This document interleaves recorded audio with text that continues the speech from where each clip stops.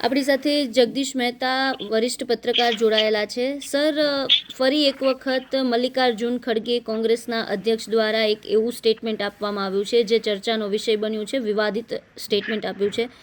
અગાઉ તેમણે ગુજરાતીઓને અભણ કહ્યા હતા અને હવે પ્રધાનમંત્રી નરેન્દ્ર મોદી પર આતંકવાદી જેવા શબ્દનો પ્રયોગ કર્યો છે. સર, આ ચૂંટણીના માહોલમાં આ પ્રકારના નિવેદન મલ્લિકાર્જુન ખડગે દ્વારા જ્યારે કરવામાં આવે છે, કઈ પ્રકારે આ મુદ્દાને તમે જુઓ છો? સર, જો બેન, આ એક પ્રકારની ગરિમા ભંગ વાળી વાત છે અને આવડા મોટા નેતા કોંગ્રેસના રાષ્ટ્રીય અધ્યક્ષ છે, એને આ છાજે નહીં, પણ એની ફ્રસ્ટ્રેશન બહાર કાઢી રહ્યા છે.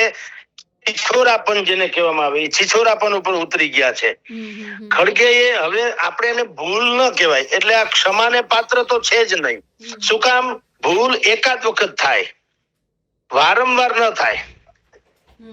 આપની જાણ ખાતર અત્યારે પશ્ચિમ બંગાળમાં એ ચૂંટણીના સભા દરમિયાન એને અનેક પ્રકારે એવા નિવેદનો કર્યા, ભાઈ નરેન્દ્ર મોદીને ટાર્ગેટ કર્યા હોય તેમ.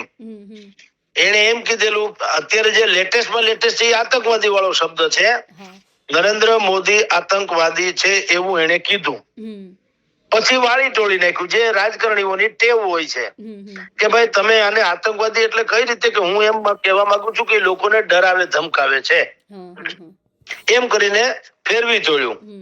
પણ એને આ જૂની ટેવ છે, પેલા બોલી નાખવું અને પછી ફેરવી તોડવું. પણ બેન, આ વસ્તુ બરાબર નથી. આપણે ઘણી વખત ગુજરાતીમાં તમે જાણો છો કહીએ છીએ કે ન બોલાયેલા શબ્દોના તમે માલિક છો, બોલાયેલા શબ્દોના ગુલામ. એક વખત તમે તીર ભાથામાંથી છૂટ્યું એટલે વાત થઈ ગઈ પૂરી. આપની જાણ ખાતર એપ્રિલ 2026 ની શરૂઆતમાં ચૂંટણીમાં આ પ્રચાર કરતા હતા ખડગેજી, ત્યારે એને એમ કીધું કે મોદીજી બંગાળમાં સ્થાયી થઈને હું અહીં કરવા મુખ્યમંત્રી બનવા માંગે છે કે એના જેવું વડાપ્રધાન લેવા માંગે છે કે મુખ્યમંત્રી, એમ.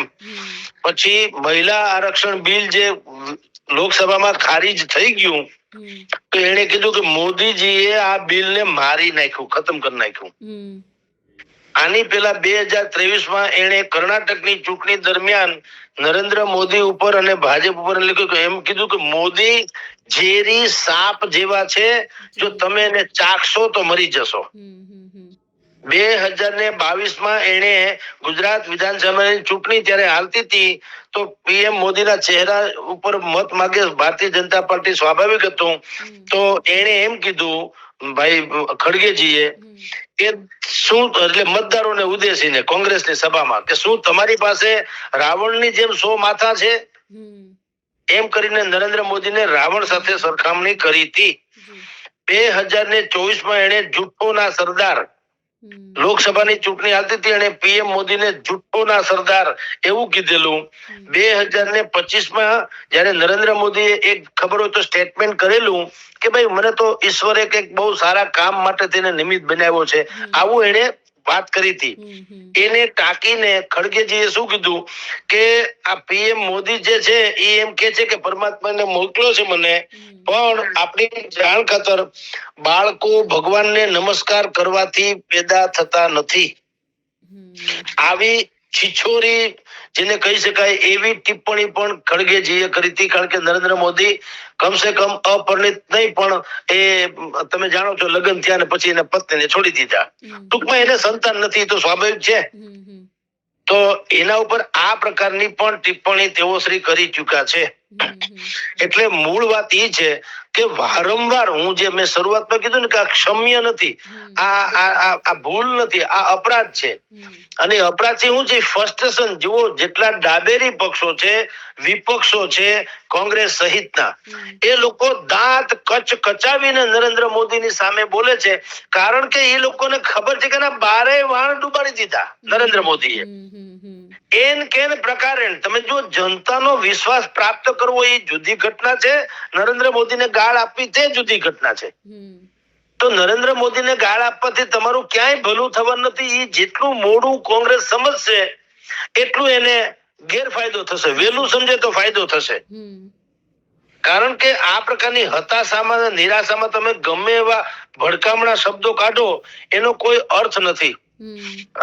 હા, એને આતંકવાદી શબ્દ વાપરીને પછી તમારે પાછા લાળા ચાવવા પડે કે ભાઈ હું તો એને પોલિટિકલ ટેરરિસ્ટ એમ કહું છું કે ડરાવી ધમકાવીને સરકાર તોડે છે ને વગેરે વગેરે. પણ એ પછી તમે જે કહો છો એનો કોઈ મતલબ નહીં. તમે તમારી ગરિમાને, કારણ કે એનું પદ એ કઈ જેમ તેમ નથી. ભારતની સૌથી જૂનામાં જૂની પોલિટિકલ પાર્ટીના સર્વોચ્ચ સ્થાને તેઓ શ્રી બિરાજમાન છે. બિલકુલ. તો એને કમસે કમ જે છે ગરિમા જાળવવી જોઈએ. તમને ખબર હોય તો એક નિવેદન એને આપેલું કે સાધુના કપડા પહેરીને જે નફરત ફેલાવે ને એ અસલી આતંકવાદીનું કામ કરે છે. નરેન્દ્ર મોદીએ જ્યારે કૈલાસ માનસરોવર આપણે શું કહેવાય કોઈ એક યાત્રા કરી હતી અને ત્યાં ભગવા કપડા પહેરીને, ખબર હોય તો એને 3 દિવસના જે ઓલું કર્યું હતું સાધના વગેરે, કેદારનાથ. તો ત્યારે ભગવા લુગડા પહેરીને એક સાધુના પરિવેશમાં વડાપ્રધાન નરેન્દ્ર મોદી પ્રગટ થયા ગુજરાત ભારતની સામે, ત્યારે એને એમ કીધેલું કે ભાઈ સાધુના કપડા પહેરી અને જે નફરત ફેલાવે એ અસલી આતંકવાદી છે. એટલે મૂળ વાત એ છે કે વારંવાર આ પ્રકારની ભડાસ, જેને કહેવાય ભડાસ કાઢવી, એ સૂચવે છે કે આ લોકો હવે એને ખબર છે કે ધરતી પગ તળેથી સરકી રહી છે. આમ તો સરકી ગઈ છે, કારણ કે મુદ્દા આધારિત લડતની પોતે વાત કરે છે. હવે અત્યારે તેઓ શ્રી જે બોલ્યા આતંકવાદીને ભગવા હોય, આતંકવાદીને એવું બોલે તો એને એ પોતાની જાતને સાંપ્રદાયિક નથી માનતા. નરેન્દ્ર મોદી વિશે કઈ કેવું હોય તો આ લોકો કહીએ કે તમે હિન્દુ મુસ્લિમ કરાવો છો, પણ ભલામણ શરૂઆત તો તમે કરો છો, કોઈએ ખતમ તો કરવું કે નહીં. એટલે મૂળ એ વાત છે, વિપક્ષો કે ડાબેરી પક્ષો. ડાબેરી પક્ષો એટલે જે મોટા ભાગે આપણી ભાષામાં કહીએ તો નાસ્તિક અથવા તો હિન્દુ વિરોધી, જેમાં મમતા બેનર્જી પણ આવી જાય. એ લોકોની માનસિકતા જે ખતરનાક છે, ડાબેરી પક્ષોની. માર્ક્સવાદી, ફલાણાવાદી એવું બધું કહેવાય છે, કહેવાતા બૌદ્ધિકો જે JNU માં એમાંથી એની બધી ફાલ બહાર આવે છે. તે જેને હિન્દુ ધર્મ પ્રત્યે ખબર નહીં કેમ ઘૃણા છે, એને બાકી બધું ચાલે, હિન્દુ ધર્મ નું કઈક હોય તો એને મન માનતું નથી હોતું. આજ ખડગેજી કોંગ્રેસના અધ્યક્ષ હતા, એના જ કાર્યકાળમાં તમે જુઓ કોંગ્રેસે ફતવો બહાર પાડ્યો, જ્યારે કે દેશ આખો સમૂચો દેશ 500 વર્ષની લડત પછી અયોધ્યામાં પ્રભુ શ્રી રામના પુનઃ એના મંદિરમાં પ્રવેશ મહોત્સવ જે હતો, તો ખડગેને આગેવાની હેઠળની કોંગ્રેસમાં ફતવો બહાર પાડ્યો આપણે અયોધ્યા ન જવું. બોલો, આ મૂળ એના ભાગમાં નહીં. મારો કહેવાનો આશય એ છે કે આ બધા ફ્રસ્ટ્રેશન ને કારણે આવા નિવેદનો કરી રહ્યા છે ખડગેજી અને કોંગ્રેસના બાકીના જેટલા લોકો છે તે. એને જ્યાં સુધી આ વાત નહીં સુધારે ત્યાં સુધી તમે જુઓ લોકોના હૃદયમાં એનું કોઈ સ્થાન રહેશે નહીં. કારણ કે તમે 85% હિન્દુઓનો દ્રોહ કરીને ક્યારે સપના જુઓ સત્તાના, તો આનાથી મોટી મૂર્ખામી બીજી કઈ હોઈ શકે? પાણીમાં રહી તમે મગર હારે વેર બાંધો તો પાણીમાં રહેશો કેમ? એટલે જે આ લોકશાહી છે, લોકશાહીમાં લોકો જ હાઈકમાન્ડ છે. એટલે 85% હિન્દુ એની લાગણીને તમે ઠેસ પહોંચાડી અને તમે જો કઈ પણ કરો તો ક્યાંથી મેળ પડે મને કયો? એટલે મૂળ વાત એ છે કે આ એનું ભયંકર ફ્રસ્ટ્રેશન છે અને વારંવાર આવા ગુના કરવા ટેવાયેલા છે અને એના માટે થઈને એક ક્ષમ્યને પાત્ર નથી. એટલે વિશેષ કરીને એને બહુ કાળજી રાખવી જોઈએ બોલવામાં, કારણ કે એ સામાન્ય વ્યક્તિ નથી. પણ જો એ સમજી જાય વહેલી તકે તો વધુ ઉત્તમ થઈ શકે. બાકી તો આપણે જાણીએ છીએ કે બોલ્યા પછી તમે ફરી જાઓ કે ગમે તે બોલો તો પછી એનું કઈ થતું નથી હોતું. એ નુકસાન થવાનું હોય થઈ જ જાય છે. બરાબર? જી બેન. બિલકુલ સર, આપ જોડાયા અને માહિતી આપી તે બદલ આભાર આપનો સર. ઓકે, નમસ્કાર.